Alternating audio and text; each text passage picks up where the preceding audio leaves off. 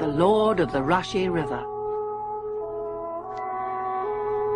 The summer days went by, and Susan lived very happily with the swans of the Rushie River. She spent long hours on a tiny island, covered with willows and hidden by beds of reeds and tall bulrushes. Sometimes she crept through the secret channels among the rushes, where the wild duck, the mallards, had their homes. If anyone else had intruded there, they would have flown up in alarm.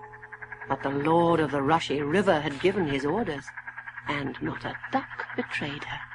At night, when the moon shone, or at early dawn, she would swim out from the backwater into the open river and see the familiar fields and path and the sleeping village where she used to live.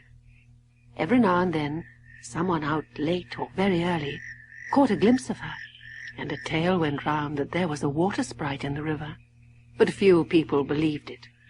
Every day the Lord of the River brought food for Susan.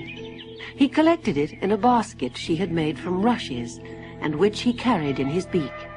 Sometimes he visited the water-mill, where the miller's wife always gave him something, or he would stop at the bridge and catch in the basket the best of the crusts and bits of biscuit which people threw down. Most days he called at the baker's backyard.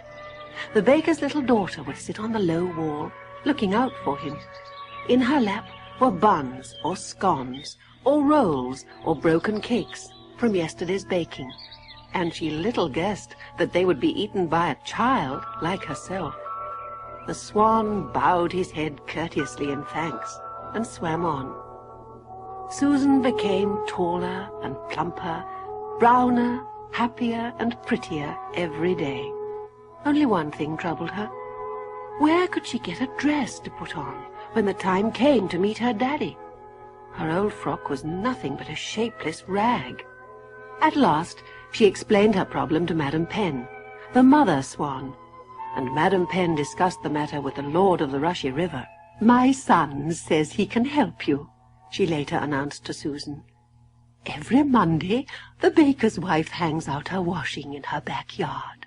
Next time he sees one of the little girl's frocks there, he will fly up, remove the pegs, and bring the frock to you. The child is just your size. Now, isn't that a clever plan? Isn't that just what you want?" But Susan was quite distressed. "Oh, please, Madam Penn," she said. "It's ever so kind of him, but he mustn't do that. That would be stealing. I couldn't wear a stolen dress." Both Madam Penn and her son were puzzled by Susan's reply. The two swans were brave, patient, and kind, but they had never had to worry about right and wrong.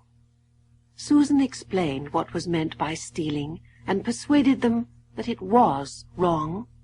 But the Lord of the River did not give up hope of finding her a dress. On windy washing days he always kept his black eyes open for a frock blown through the air from the village clotheslines. As summer turned to autumn, the seagulls flew up the river to follow the plough over the fields, but they always left sentries on the coast to watch for Susan's father. One day a big herring gull came flying from the coast, crying, "News! News!"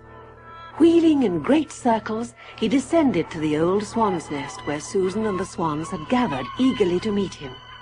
He then told the story of how he had flown far out to sea to a ship sailing slowly to port. He had perched on the rigging and listened to the sailors talking about their families. One of them, a tall man with thick grey hair and dark eyes, had talked about his daughter, Susan. There might be other sailors with daughters called Susan, but the gull felt sure he was the right one. Susan could hardly believe that her daddy was so near. She wanted to dance and shout and sing, but the swan said she must be quiet a little longer. So she sat down with Madam Penn to consider how she might make herself tidy without a new dress. The Lord of the River was thinking of something else.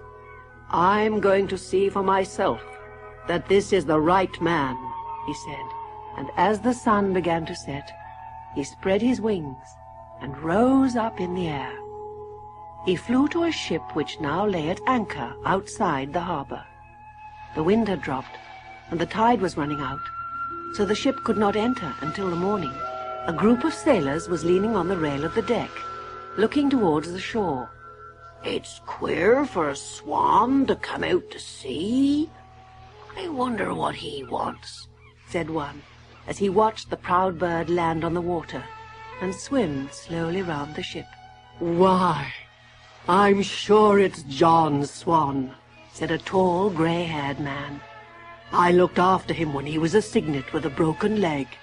Perhaps he's come all the way from Rushie banks to welcome me home." The men all smiled, and then turned to sorting and packing the treasures they were taking home for their families: beads, shells, silk shawls, and handkerchiefs. The grey-haired man shook out a beautifully embroidered garment which he had brought on deck. It was creased from having lain folded in his locker for many months. "What's that, Jim?" asked one of his mates. "My word, it looks like a present for a princess." "It was made for a princess, but she decided she didn't want it the moment it was finished. I bought it in a Persian market from a poor woman who had spent months working on it. I probably paid too much, but I felt sorry for the woman, and I was sure my little girl would look bonny in it. I'm going to hang it up now to shake out all the creases."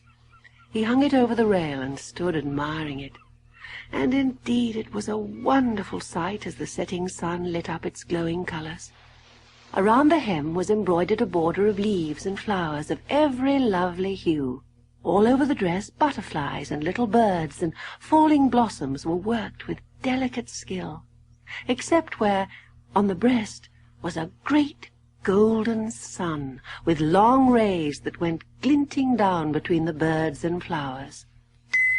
The oldest sailor, a little wrinkled man, looked closely at the dress. "That's fairy stitchery," he said. "I've seen many an embroidered garment around the world, and you mark my words, Jim, it will bring you luck. She was a fairy and no mortal woman who sold you this." Suddenly, as he spoke, there was a loud swish, swish of wings. The swan had risen from the sea and was circling above the ship. At the same moment, a breeze sprang up, caught the wonderful dress, and wafted it into the air. The men sprang after it, but the swan was quicker. He swooped down, seized it, and carried it away. He grew smaller and smaller in the distance, and the sailor could only stand gazing helplessly. Then he turned with a sigh to his bundle. All he had left was some beads and a tiny amount of gold. The day after, as the sun set, Susan sat waiting in a little thicket on the river bank, where the wild clematis made a secret arbour for her to hide in. She had swum there early in the morning, and it was there that the lord of the river had given her her dress. He would not say where it came from, but Susan was so charmed that she took it without question. After all, he was a wonderful bird, so why should he not give her a wonderful gift? She was all ready. She had said goodbye the day before to her shy friends in the backwater, but not to the swans. They were all now gathered in a group, with their eyes on the bank. A traveller, tramping towards Rushie banks, saw and wondered at them.